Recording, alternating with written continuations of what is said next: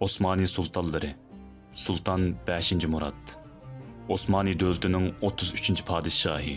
1876 yili qisqagina bir mezgil hüküm sürdü. O parlament devrining tunji shahzodasi bo'lib, arab tili va klassik adabiyatidan boshqa fransuz tili va pianino darslarini o'rgandi. Abdulaziz bilan birga Yevropani aylandi.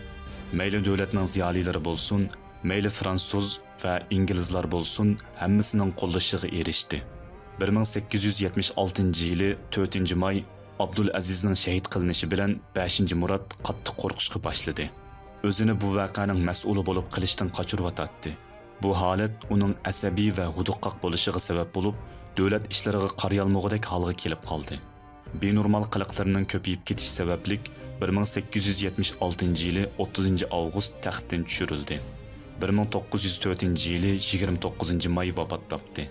Qabrisi Yangi masjid yonidagi onasining maqbarasi ichida.